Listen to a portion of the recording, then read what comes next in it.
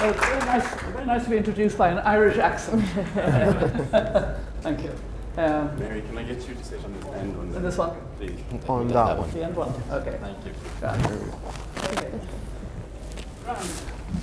Well, I'm very happy as somebody who is a councillor of One Young World. I joined One Young World when they came to Dublin quite some time ago.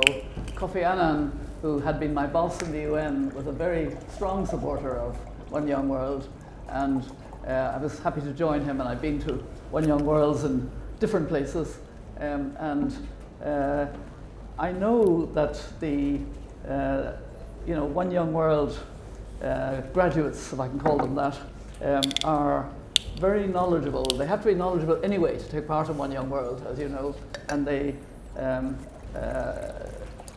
have done a lot themselves in their lives. So I'm looking forward to our conversation, and as you know from the platform behind me, we're talking about harnessing intersectional and intergenerational cooperation for the just transition. And I'm going to ask a lot of questions, but maybe first of all, just to get a sense of how we frame the just transition, because I think it's really important that we see it in two different parts.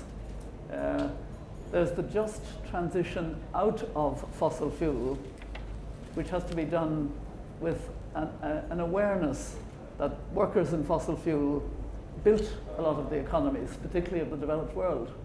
So the just transition has to take into account their lives and livelihoods. And then there's the just transition in to affordable, accessible, clean energy that's done fairly and equitably. And probably a lot of the conversation will be about that, but I wanted to just kind of mark that there are two sides to it, and I hope we can touch on both sides. But I'd like to start, since we've used the word intersectionality, which is a very long word, but actually the more I think about it, it's a really important word in so many ways, for gender equality and so many other issues, and it's very important also for just transition. So I'm going to ask each of you in turn, and I think, if I may, I will start with you, Serena, since you're the furthest away from me.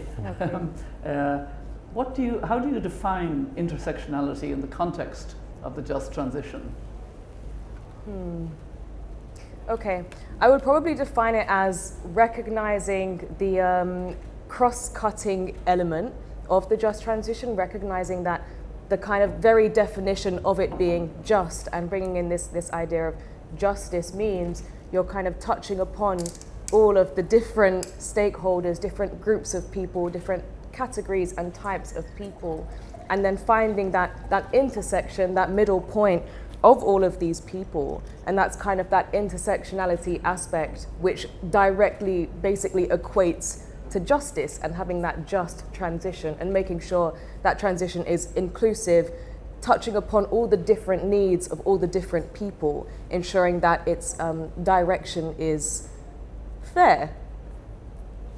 Yeah, that's a very good start. Now, the trouble is you two have to improve on what Serena has said. So, Ricardo, do you want to add to that definition? We'll build on it. Well, it's a good start. Definitely, Serena did have a good start there. I just perhaps compliment a little bit on the part of what the just transition might mean, and I'd say that there are many elements that contribute to this intersectionality when it comes to being just. For instance, there's a big importance of considering distributive justice. So for instance, we know that different population groups are going to feel different impacts from any transition, and specifically when we talk about the energy transition, we can already know that some countries are going to be really hardly hit, for instance, because they have worked, for instance, or have developed through the fossil fuel industry, and that's definitely something we have to consider, those impacts between countries. I also want to say there's going to be spatial considerations of justice. So for instance, what is going to happen for instance, around those communities that are going to be around those energy projects, and how can we ensure that we're not going to be impacting their livelihoods. And there are many other elements of justice that have to be considered under this intersectionality. So I think that the more we will talk about it through this panel, the more we will understand that we are not homogeneous groups, even us as youth, or even us as, for instance, Hondurans, in my case, which I come from the country of Honduras. We're not all homogeneous. There are definitely differences that have to be considered and incorporated in any transition. And I think that this, especially this energy transition, which is already considered to be one of the most important times of humanity, that we do this well and that we do this equitably. Yeah. And I'm going to encourage you, all three of you, in responding to draw on the kind of experience that you have. And Ricardo, you are the founder of Sustenta Honduras, which I gather is a youth organization that's installing the first rural air quality monitoring network in Honduras. So that must give you some, practical information that we can draw to the table in this conversation. And that brings me to our third panelist, an immensely impressive panelist in his own right.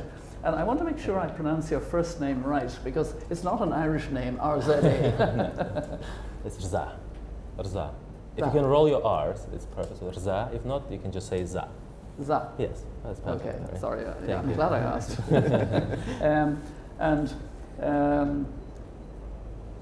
Let's hear you on intersectionality, and then we'll reference, or maybe you can even draw on your work because you've had a number of different roles in your still young life.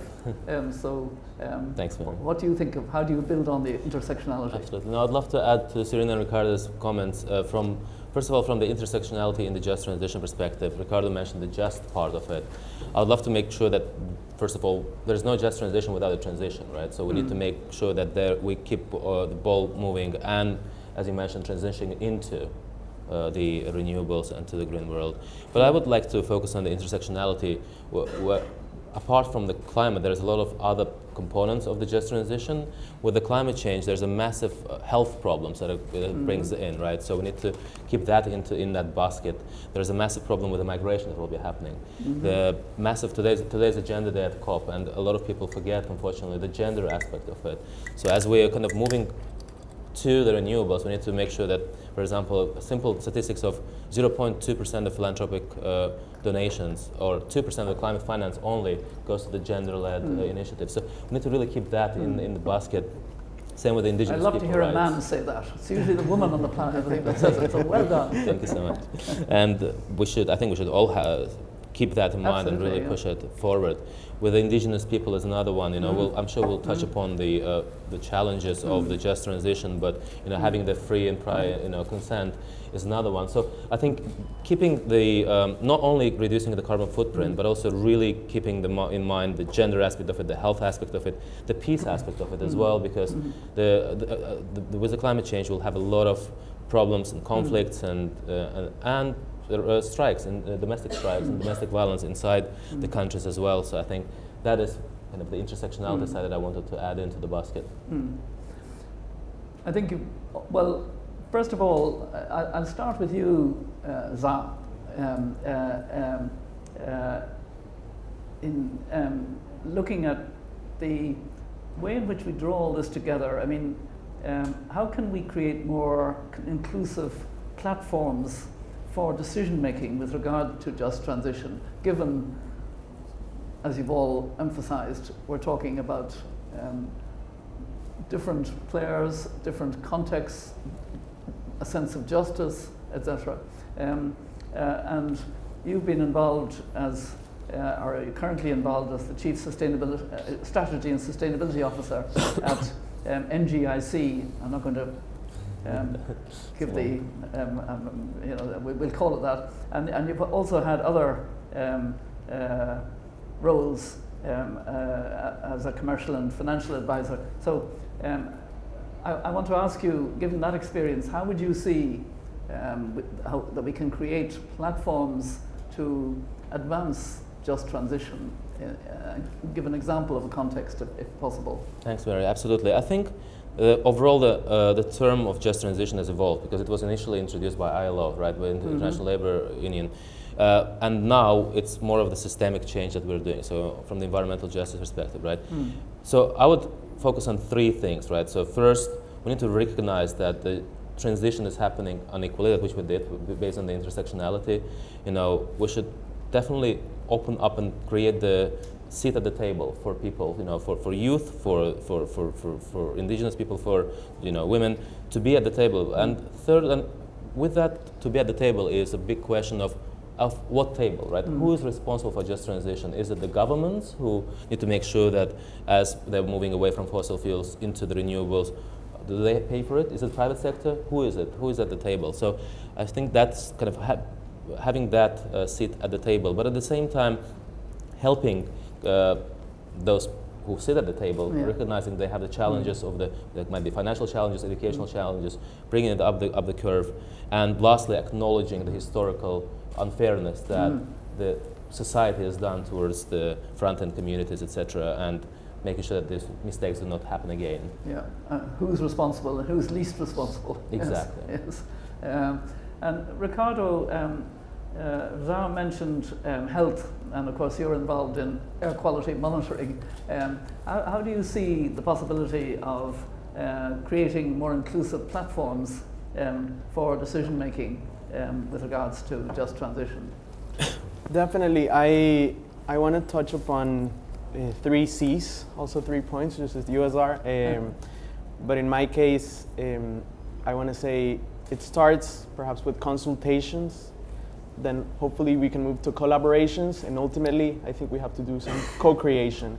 And just to speak about that, what should be a common ground should be that there is free and prior and informed consent by all communities regarding all of the transitions, because there are definitely going to be impacts. Of course, when we think about energy, we are already thinking about land tenure and what might happen potentially to the river or to the natural resources. So that is the baseline. That is always that we should always expect, and that is something that our region in Latin America has been working, for instance, through the Escazú agreement, which is an agreement that is specific to the Latin American region. But I believe that all regions should work towards ensuring that there are those, I want to say, baseline conditions towards listening to the communities. No, then we move to in a way to collaborate, and in that regard, I think that it's not only about the government. We as civil society, we as academia, we really have to step up and propose change. Mary Robinson was just referring to how at Sustenta Honduras we started the first rural air quality monitoring network, where before that there were only 4 air quality monitors in Honduras.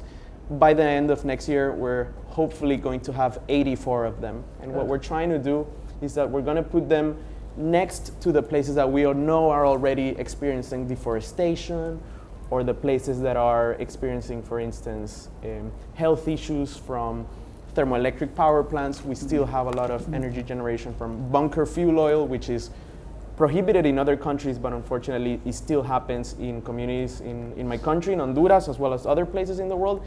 And it tends to happen next to some of the poorest communities. So there's also an element of inequality there.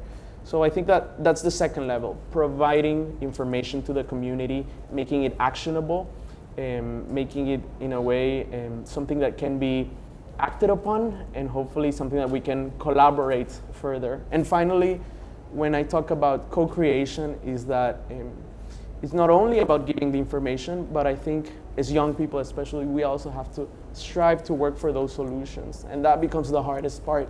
One of our motivations here with health is that we're trying to put forward the first legislation on air quality in our country.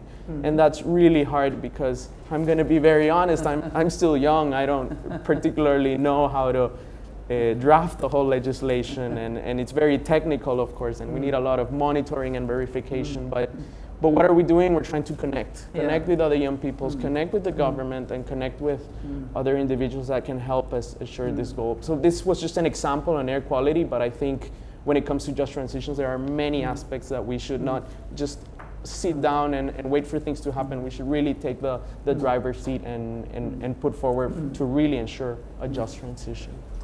Thank you, Ricardo. I think you built very well on Rizal's point that it's not just government, and I think, you know, it's not even all of government, it's all of the community.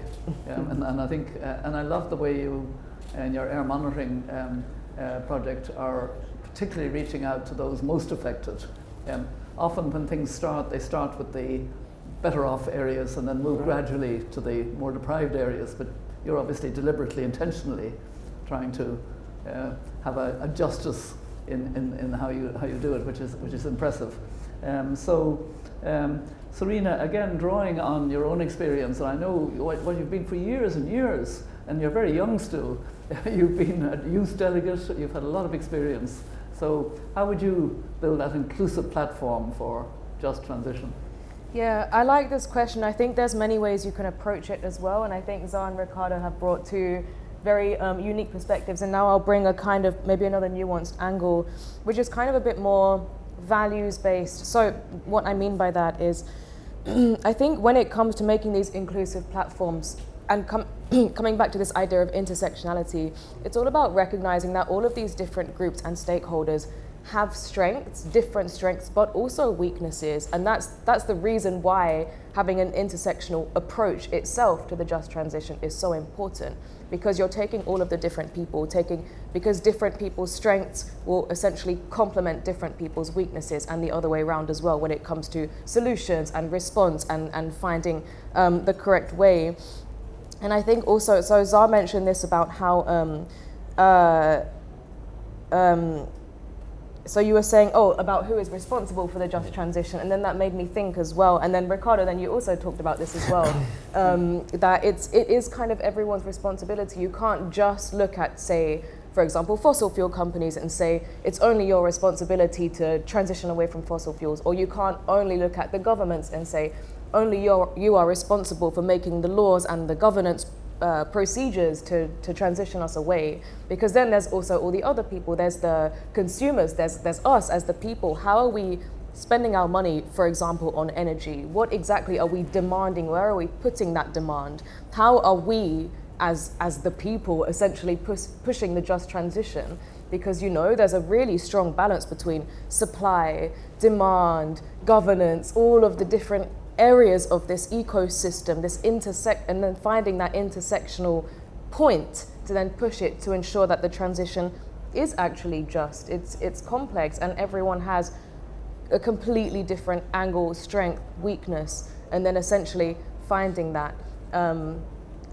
I was going to give an example of my own experience, but I guess I've spoken for a long time, right? Yes, please do. Okay, so many years, about 6 years ago, I was basically elected to kind of lead all of the youth that are in this COP process, and so I was 20 years old, and so I was kind of responsible a bit more for the younger generation, and as part of that role, my job was liaising with the UN climate change, the UNFCCC, and basically as they were deciding their governance and deciding their climate change policies and laws and working with governments, my role was to basically represent the children and youth voice and make sure that their different policies were inclusive of the children and youth voice.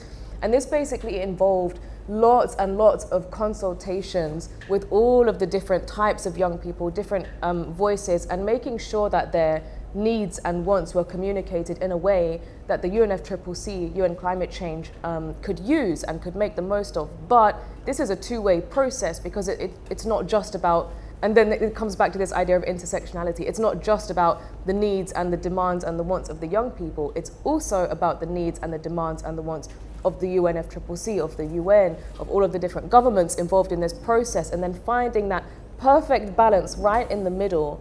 It was hard and it was complicated, but with some practice, it's definitely possible. And then in the end, it leads to very, very fruitful outcomes where they are just and everyone can benefit from them, which is why we're all here. Well, thank you for that example, because it actually leads into something I was going to ask all three of you. So I think I'll start with you. You can just continue with responding to this. I mean, if you're including diverse voices. What happens when there's a bit of a clash and, you know, things are not moving in a particular direction? Have you an example of trying to cope with the problem of diverse voices also? How do you mediate that? Yeah, I get asked this a lot actually, because I've facilitated a lot of these kind of, I guess, negotiations and finding that middle ground. And I think that's the whole crux of the UN process. That's the very core of the UN. I mean, the number one response I always give is that there will always be clashes. So say, for example, the UN, you're basically trying to find the middle ground of the entire world. That's like 7 billion people, and trying to find a way that benefits the entire world, essentially. So trying to find that middle ground is so hard. Oh my gosh. And then doing it, so in my experience, doing this with children and youth, maybe hundreds or thousands of people at a time, trying to find that middle point. And all of these different people from different countries, different contexts, different social class, economic class, different religions, everyone wants something different. And sometimes you think, this is crazy, how will we find the middle?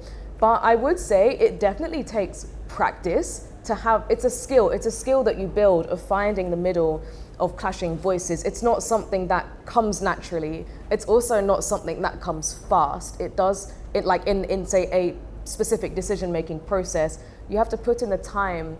And then having this skill to actually realize in your mind, like the mental idea of what the middle ground looks like, what actually is it, recognizing that ultimately all humans kind of want the same thing. They basically just want what's best for us. Everyone wants a good standard of living, a happy life for everyone generally. Maybe you have a few people who are not so nice and they're a bit mean, but this is a very small minority. The vast majority, everyone just wants what's best for everyone. So recognizing that we're all on the same team.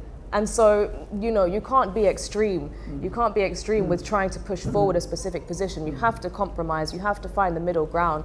And yeah, that takes time, practice and skill, but eventually you understand how to do it. Yeah.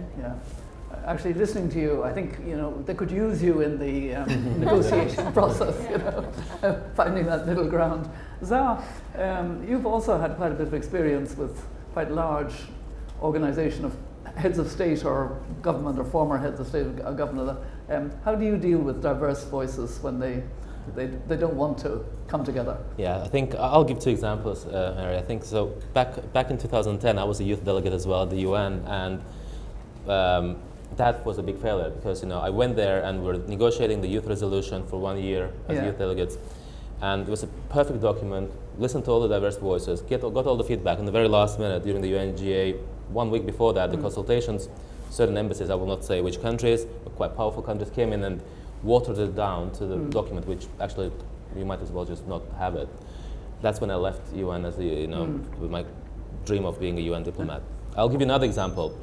During pandemic, when all the developed countries started hoarding the vaccines, we as NGIC, we partnered up with WHO, with Dr. Tedros, with Helen Clark, and supported the project called Vaccine for People, because it was an absolute great example of the diverse, not voices, but diverse powers, because people would just take and hoard all. Countries where I live, you know, UK and stuff, they would hoard all the vaccines, and then you wouldn't have vaccines in developing countries.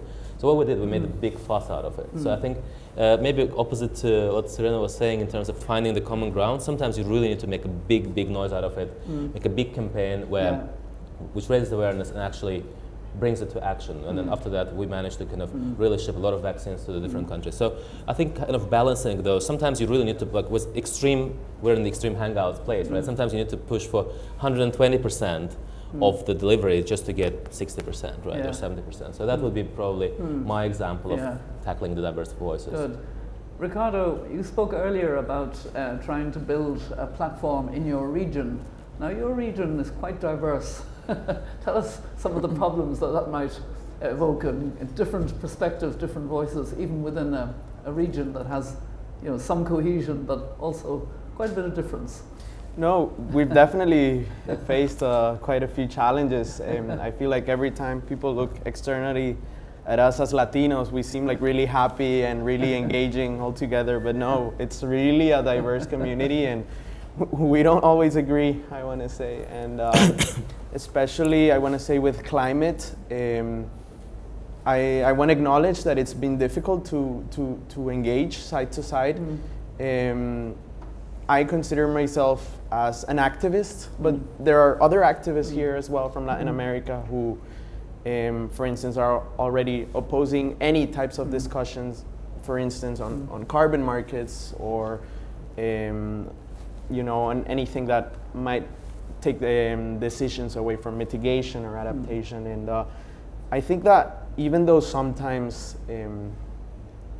I disagree and sometimes I think that there should be a compromise, I think that, first of all, there's always value in listening to all perspectives.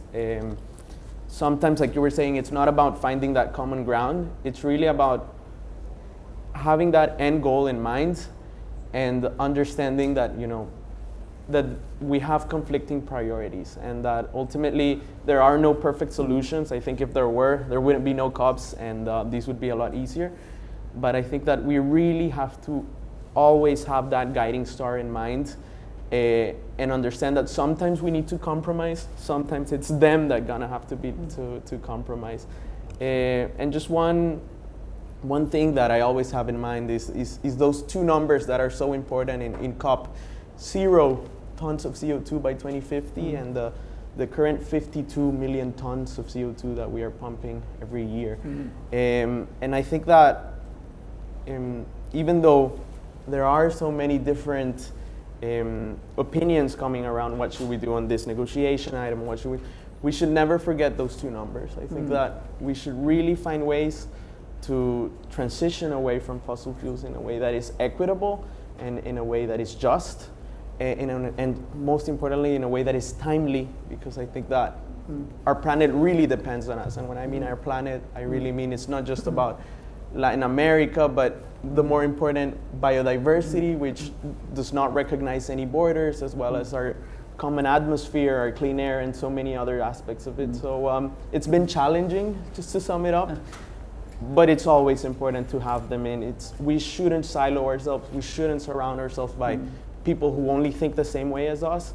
That's, I think, something that I worry about social media, that it's only feeding us the things that we like to hear. No, I think that there's really a lot of value on listening to people who have different and even completely opposing perspectives, because they do have a right, they do have some important motivations, and we are together to be a part of these transitions that we're just speaking about. Well, listening to the three of you, you're three impressive young people. You've thought through quite a lot of things. You have a very clear sense of how to bring about more justice, more equity, listening to different voices, etc. Tell me honestly now, how are you feeling about this COP? Are you being listened to? Have you got possibilities of getting to the table? And I'll start with you, Ricardo. I mean, are you absolutely happy that everything's going swimmingly, or have you a few thoughts that you wish you could get there and in and be at the table? Yeah, that's a hard question, Mary, and I think most of the young people will agree that we're not feeling completely happy about the outcomes as we're seeing. I'm personally following mitigation, and this is my 5th COP, and I feel like the conversation is right where I started 5 COPs ago. It's really not going everywhere. I have to be honest. Are you confident we'll get the language of COP28, transitioning from fossil fuel in the result? I think it was the beginning of something that we all knew and that should have happened. And we should be building on it even more. And we should be building, let's be very clear, that was already agreed, and there is no reason why we should take that back or assume that it wasn't agreed upon. But let's also be very clear that in reality, emissions are still rising 2024, and that we are not seeing a drawdown in emissions. We are still seeing increased investments and increased subsidies into fossil fuel production, which is not compatible, unfortunately, with what the IPCC says is a 1.5 degree future that is essential for biodiversity and that is essential for our livelihoods. And just to really quickly touch up on climate finance, I think that countries like mine, Honduras, we represent less than 0.1% of the global emissions, yet we are really facing the major impacts with hurricanes coming even in the span of 1 week. We're feeling drought. We were just talking about the dry corridor, which has been one of the areas that has been a hotspot for migration and violence in the country. And there will be really no way to attend this if we don't have the funds. So I think that when we speak about climate finance, it's really not about, say, completely about youth organizations or having more spaces like this. It's really to tackle more humanitarian challenges that we are already facing in countries like mine, in Honduras, and in many other parts of the world who are already at the front lines of climate change. Climate change is not something that will happen in the future. It's really happening today.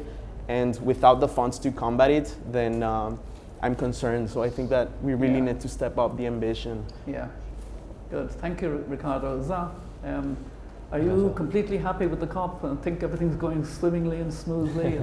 No, I feel extremely, to be honest, I feel extremely angry and extremely sad and burned out, right? Because unfortunately, with the election results 2 weeks before COP, that already set a certain tone, with certain countries kind of linking the G20 outcomes as well in discussions with COP as well, really also directs it towards a different layer. And as Ricardo mentioned, some countries really want to open up the agreements which already are there. Why? And some other countries want to, and no matter where you look, right? And the reason why for burnout is that you look at mitigation, there are problems there. You look at the financing, the problems there. The gender, some countries. Why? Like when I ask that question of myself, of my friends, of politicians, we have a lot of them, former heads of states. We have a lot of people. No one has the answer. So it is. I think the world is going through this really weird phase where the realpolitik steps in, and everything else, the basic human rights, the homophobia, a lot of those things are popping up into the basket and really stirs it into something which ends up being really sad and disappointing. So I don't think that's happiness at all. Well, I have to really address the fact that you're feeling down and, as you said, a bit burned out.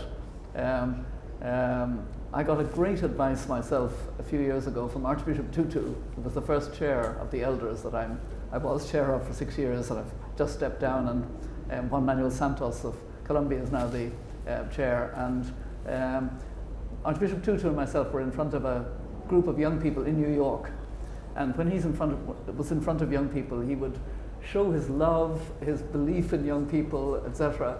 And he would wave his arms.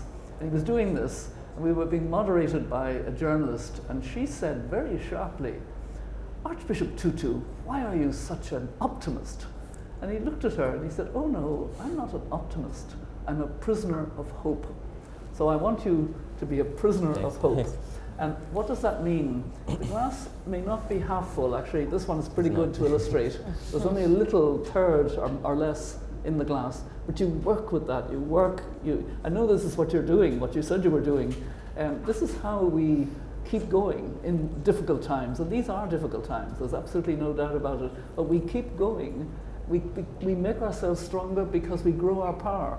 And you're wearing this dandelion as I'm wearing it, and I'm going to give one to Serena and to Ricardo before we're finished, if I can find them in my bag. And this is a kind of way of bringing us all together, but without changing what everybody's doing, but recognizing that actually there are so many of us who are working on the right side, but we're held up precisely by the money not moving to incentivizing us to move more rapidly to clean energy. Serena, are you very happy with this COP, or do you see some room for improvement? So this is a very a question that so it's a very personal question for me, because I have a You've been at 8 COPs, haven't you? 8 COPs. This is my 8th one, so I've seen a lot, and I've definitely developed my position on the process. I have a different perspective to a lot of my peers, and please know that I recognize my privilege being British, and I understand what that means and the context there, but I have a lot of faith in the multilateral process. I think the UN process and multilateralism is absolutely beautiful. I think it's the most complicated thing in the entire world in terms of global governance, and here we are, here it's happening. And Ricardo, you were saying that this is your 5th COP and mitigation hasn't moved forward.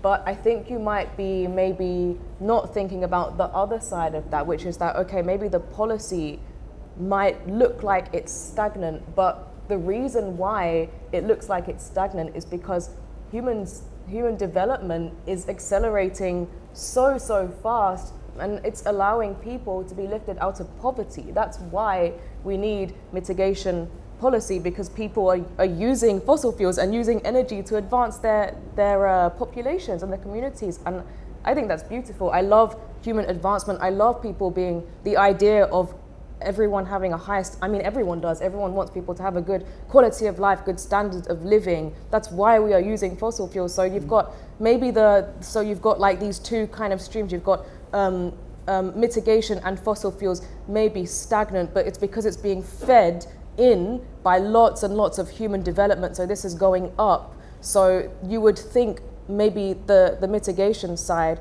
and like moving away from fossil fuels, basically, it's not stagnant. It's just keeping up with really, really exponential human development, essentially. I think that's very important. So to answer the question, basically, I feel fine about COP. I always feel fine. I never felt disheartened, because I think you need to look at the bigger picture here of what this COP is actually doing. Look at the bigger picture of the human timeline, the current species of humans. We've been here for hundreds of thousands of years, and to find that perfect society and that perfect governance takes another hundreds and hundreds of thousands of years. It takes time. It's not something that 29 years of COPs can fix, but slowly it's getting there, and slowly people's standards of living is increasing. And you know, COP is keeping a strong governance structure there, and that's very important to recognize. Well, that's really very interesting, because it's bringing us to the heart of the matter. Yeah. Because, as Ricardo has emphasized, and I think we all agree with this, the climate and nature crisis is extremely serious. Yeah. And it's actually accelerating, according to climate scientists. Bad things from that point of view are happening quicker than we thought. 2024 is going to be the hottest year, even though El Nino has declined, and we've got a La Nina coming up, which should have helped, but no, it's still going to be the hottest year. Last year was the hottest year before that, and so on. And we're seeing the impacts of it, and we're seeing the loss of biodiversity, etc. So I would fully agree with you, Serena. People do need access to energy, and it is good that people are being brought out of poverty, absolutely vital.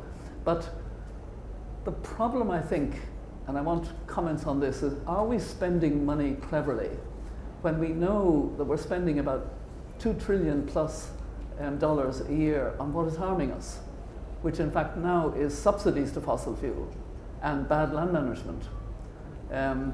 If we could switch that money, we could move much faster to incentivizing where we need to go. So I'd like to hear your views on the importance of moving the money, and moving the money as quickly as possible, and finding new money to help us to move faster. Zal, start with you. So I don't think we've moved. First of all, I don't think we have time. Even though the level of level of life goes up, but very soon we'll have forest fires, we'll have the massive migrations, as we mentioned. In terms of money, I think the decision, going back to who the decision maker is for moving money, right? So, unfortunately, with all due respect to the presidents who are above 80 years old, etc., the people who are making decisions, they won't be here by 2050, right? So, and for them, for the politicians overall, it's much better to make the short-term decisions which will benefit their political voting, rather than having a planet to live on. And that's why I think we're not moving. First of all, it's the government, so in terms of the short-sightedness of the politicians. Secondly, I think it's really unlocking the private sector money. There's a lot of money there, but in order to do that, I think the international organizations and multilateralism. You mentioned COVID earlier. When COVID happened for the developed countries, they could find $10 trillion. Exactly. Look at what we spent on armaments. Look at what we spent. But the money is there, as you said. Yeah, absolutely. Continue. I think to unlock the private money, and I've been in private sector, I've been in civil society, I've been in UN. To unlock that, what you need, and I think that's what multilateralism should focus on, is to have the basis of the policies which are inclusive and which secure the investments. If, for example, any corporation wants to enter Africa, they need to be sure that their money, the government, if the governments change, etc., their investments are secure. So I think if governments focus on the longer term strategies, if the international organizations focus on setting up the baseline for the investments, and then the private sector focuses on, it's okay to make a profit, but being a purpose-led company, you know, having an impact investment. You shouldn't be maximizing your profits, but you should make it while making, you know, inclusive decisions, etc. So I think, and then civil society pushing it to 150% for all three of them, even though they're burned out, that will make it, you know, unlock the finance that is needed. Yeah, thank you. Ricardo? I agree with your earlier point, Mary, about fossil fuel subsidies being there, and I consider them an inefficiency. The money is useful, especially, I want to say, for populations that are poorer and that they cannot take, say, an increase in the price of gasoline or in the price of electricity, where already their budgets for their house are constrained. Yeah, the consumer ones are the ones that we have to be careful, to right. be fair. But what about the producer ones? But the producer ones, exactly on the other side, are an inefficiency. And it's something that could really already enable us into engaging into these just transitions. And I do want to acknowledge another point that, yes, there have been substantial poverty reductions, as you have mentioned. If we see the broader picture overall, I completely agree. There has been progress on the SDGs. We haven't quite met them, and it's most likely that we won't, but still, historically, there has been progress. But I also want to get back to that first point we made at the start of the panel, that progress has been quite unequal, and that we should be addressing these inequalities in progress of development. I can speak about my country, Honduras, where we have stagnated the poverty levels, and they have increased a lot because of so-called natural disasters, because of extreme weather events, and we are still around the 70% of the population living in poverty. So while I do acknowledge my own already privilege just to be here and speak in English and in the comfort of a youth-led organization who can do this type of work, I also want to acknowledge, I want to say two things, is that first of all, progress is unequal, and it shouldn't be unequal. And we know that with the climate crisis, things are going to become a lot more challenging. All the extreme weather events, all the biodiversity loss. And I think that there is something even more important than development of human beings, and I think it's the well-being of our planet, of our species. I think that sometimes we're very human-centric, and we like to think that the end goal is really us. Well, I think this planet is a shared planet, and I think that all species should have the same rights as we do. And I think that the future well-being, and as well as the future generations that are still not here, also deserve a chance to live, again, with clean airs, with clean water. So I think that when I ask for a broader picture, I want to ask for a really broad picture, and I'd say, is the end goal really just to reduce poverty? And should we take out our planet just for the sake of, say, development? So I think that we need to be more mindful of our place in our planet. And let me just come back to one point. The science is very clear. The IPCC has already said we needed to have emissions by 2030 if we want to make the 1.5 degree goal alive. So let's not try to negotiate or bargain with the science. I think that we have already put a lot of effort multilaterally to understand that the targets are there. Let's not look away from that star, that guiding star, and let's really ensure that we keep those targets, again, not only for us, but for the well-being of our planet and for the well-being of the future. And luckily we did get that declaration on future generations as part of the Pact for the Future, which I was very happy to see, because I've been working for that for quite a long time, and it has arrived. Serena, I'm looking forward to your thoughts on this. Okay, me too. So I've just finished my master's degree just 2 months ago, and it was in climate change. So we debated basically this question so much, and it was a very, very interesting debate. I think in terms of how are we spending money, is it being spent wisely? Is it being moved to the correct places? I think the reason why it might look like it's not is because we are focusing purely on the government decisions and say, for example, here at COP, we're looking a lot at, okay, what are the countries negotiating? What are the country delegates negotiating? But maybe ignoring the other side of the equation, which is, who are they negotiating on behalf of? So they are negotiating and giving positions of the country basically as a response, representing the voices of their people.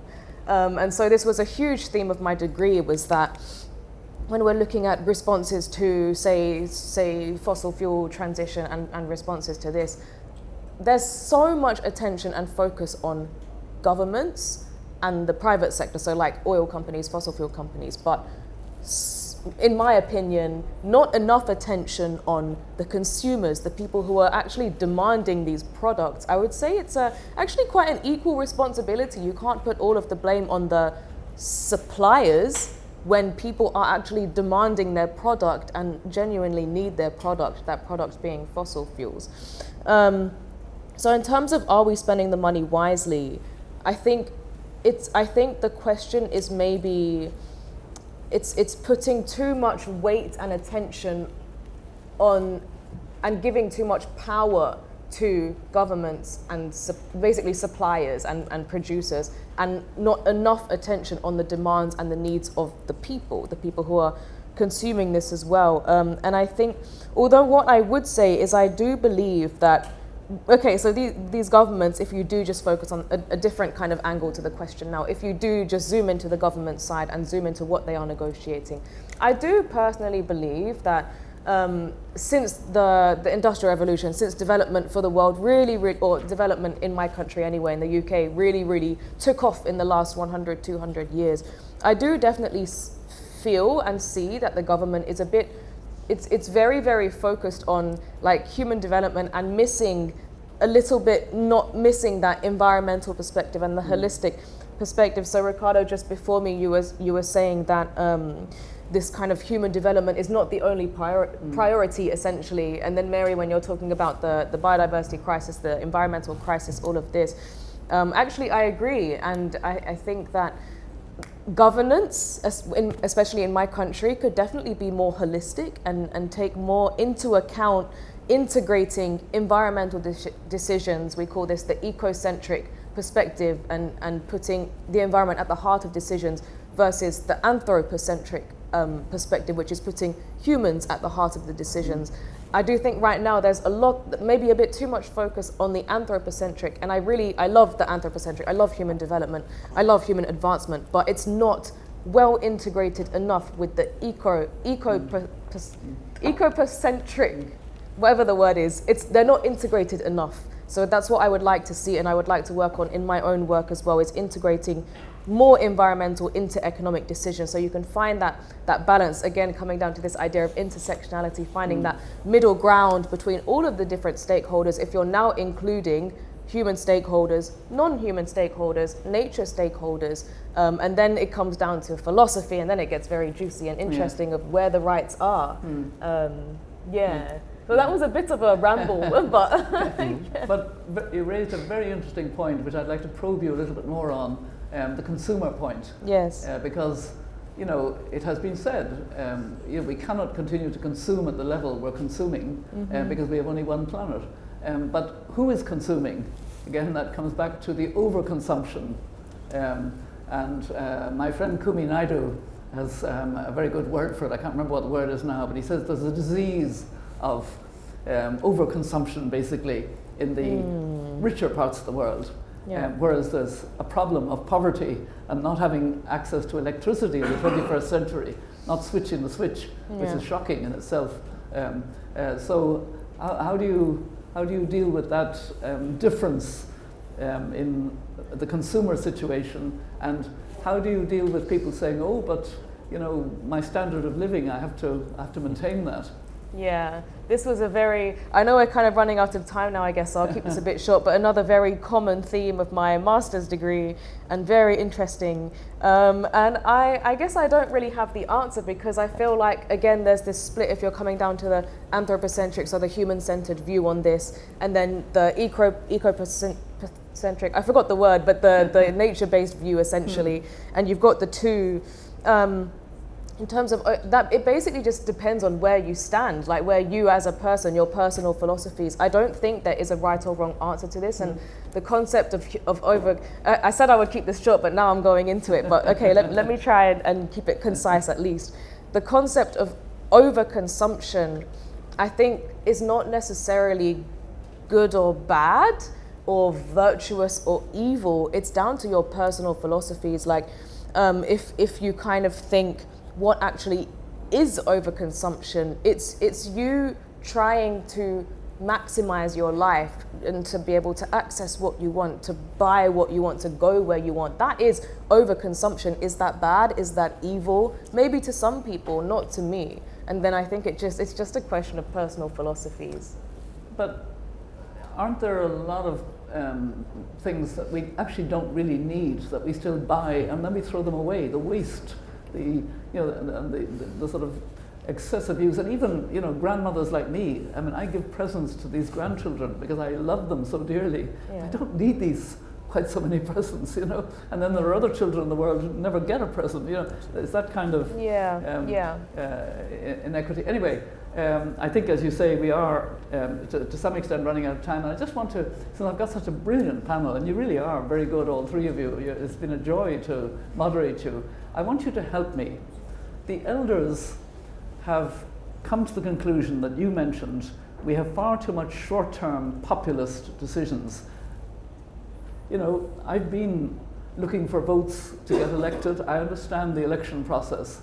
It is a problem.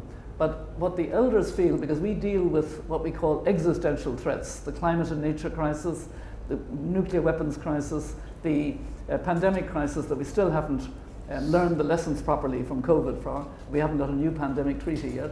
But and then we've AI across those, which for good or ill. So we feel that we need to encourage what we call long view leadership. And it's not rocket science. It's saying these are very complex problems.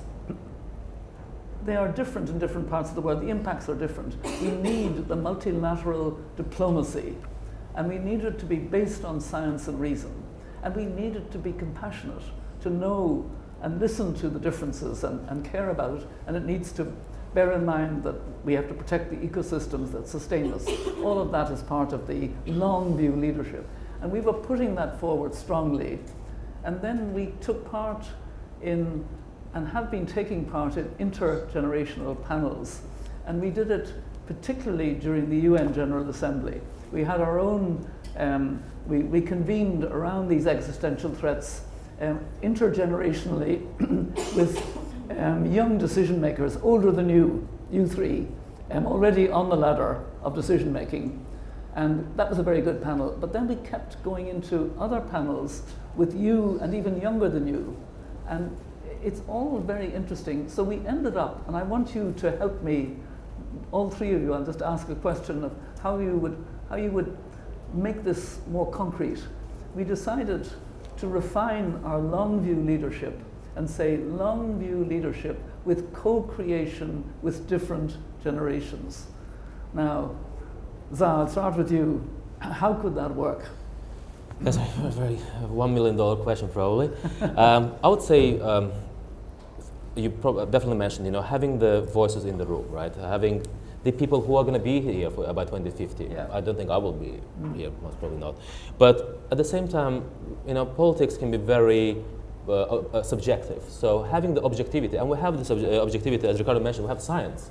So having the political decisions being made based on the science, thank God for AI and all the data that we have, we can actually project now. So data-driven, science-based decisions which have the voice of the youth, of women, of indigenous people, of all the minorities. I think that's if we have that, then it takes the subjectivity of the short-term willingness to get the votes out of the picture, or at least diminishes it. It will always be there, but it diminishes that. And so, because then also the politicians, and I've never been a politician, but I'm sure you know, if you don't want to sacrifice your political career, so you have a backup of your voices, or you have a backup of the science, and you have the backup of the scenarios. So having that three components can really justify your tough decisions which you have to make sometimes.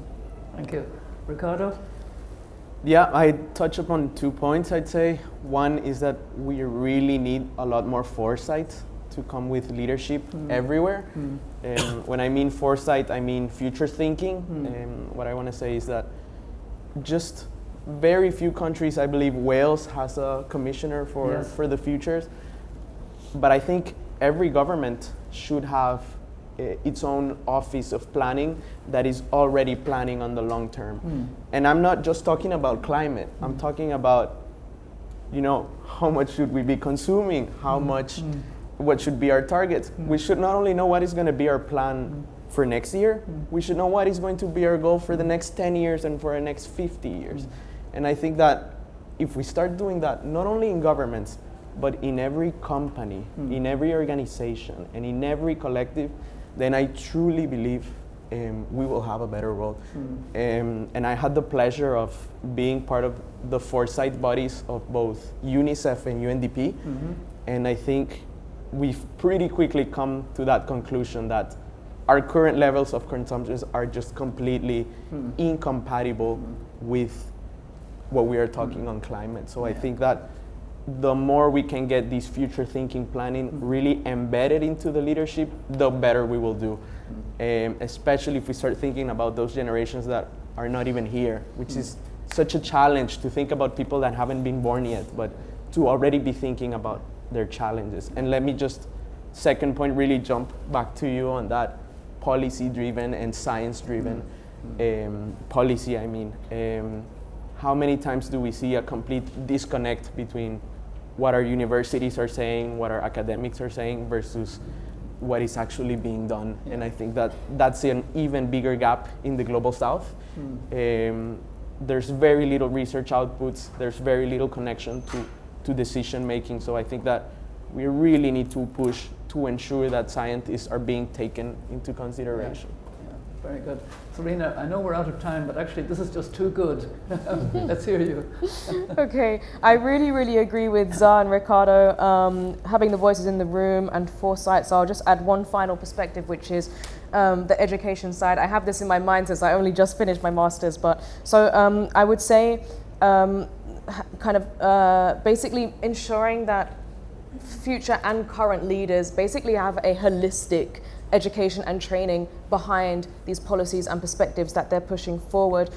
So my master's was at the University of Oxford. It was debate based. It was like every single policy and position that each of us students are thinking of, we have to pick it apart, really decide your personal philosophies on this, what makes sense, where is the evidence, what do you truly believe and stand for. And I think this kind of level of deep zoomed in holistic education could be much better ingrained in current and also future leaders as well, so that when they are coming to their decision making processes and they're basically deciding on their trade-off between addressing the needs of the current generation and then addressing the needs of the future generations, which is a trade-off. If you're doing one, you're doing less of the other. So when it comes to deciding their kind of decisions on this, they have a holistic view, they have a good education, they've really spent the time picking it apart, debating their views on this, because this is what I did and I feel like it was very good. Thank you very much. Hasn't this been a brilliant panel? Now please give them a round of applause. Well done.